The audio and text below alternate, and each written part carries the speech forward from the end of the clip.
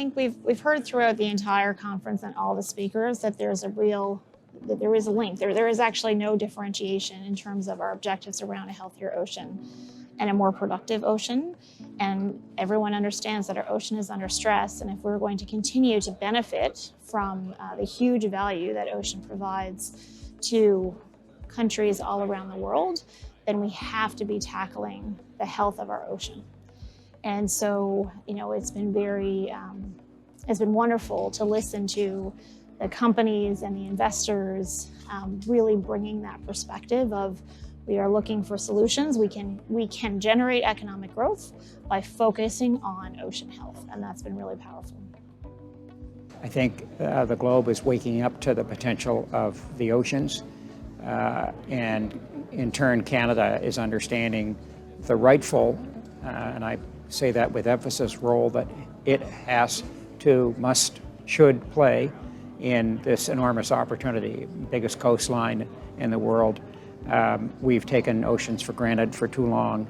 There are other countries that are doing much more in the ocean economy than we are, so we've got to play catch up. The good news, I think, is that we now understand that, and I think the fact that conferences like this are coming to Canada and Canada is waking up to that opportunity is a great sign. There are just so many sectors, business sectors within the ocean economy. And the biggest opportunity, in my opinion, is figuring out how oceans play a role in the new energy age. And I say that simply because the world's largest industry today is energy, and it's changing dramatically. And trillions of dollars are going to be spent in energy transition over the course of the next 30 years, and oceans are going to play an enormous role in that. When the ocean's healthy, investments in the oceans are managed, the society can be healthy. So our environment, our societies, and our economy are tied together. Deep blue carbon is very important because it's the biggest carbon deposit on Earth. So the deep blue carbon is beyond national boundaries, so it's not something that individual nations necessarily have the bandwidth to look at. So what we're trying to do is raise the profile of the globe's most important carbon store and encourage nations to step up and work together to observe it properly and to bring international heft so that we can get to our climate targets. And Canada can play a key role in taking international leadership in this conversation. I'm really delighted to be here in Halifax, and we all want to solve the big ocean challenges. And what we know is there are predicate activities in the development of an ecosystem that is necessary to solve these challenges at the end.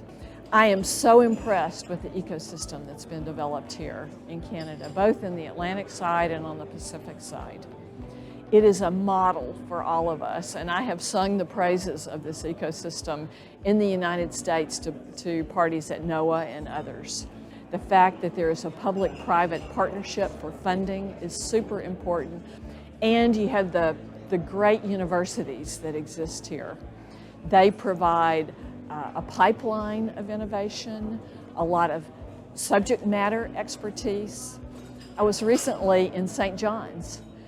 The amount of investor subject matter expertise in St. John's is a hidden jewel that I think not too many people know about. Quite impressive. Everyone around the world should look what's happening in Canada and consider how that can be translated to their own environment, their governments, their own funding ecosystems.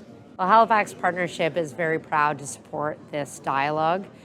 It's, what a moment of pride for Atlantic Canada that we are such leaders in the world. We may not always see that ourselves, but to hear that from our delegates who are joining us from Europe, from the United States, and even further afield around how they know our sector and our capabilities well, but for many of them, it's their first time here in Halifax. I think what's so motivating to me is that what a complex puzzle we have here to address the economic opportunities through oceans while solving the climate crisis.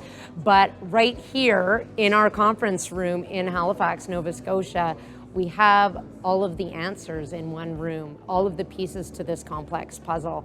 So I'm highly motivated by what I'm hearing here, that these are problems that have solutions, and bringing people here in our part of the world is helping lead to those tangible outcomes. Well, hosting events like this one, the World Ocean Tech and Innovation Summit, is so important by bringing together all these individuals that can really change the way that we view oceans. And hosting them in a destination like Halifax, one of our oceans hubs, it's the catalyst to develop relationships that will last for much longer. So they drive investment, they drive trade, they drive R&D partnerships, they drive talent attraction as well, and return visitation. So it's really important as an organization like Destination Canada to support events like this and the Ocean Supercluster so that we can drive more events in the ocean space to come to Canada.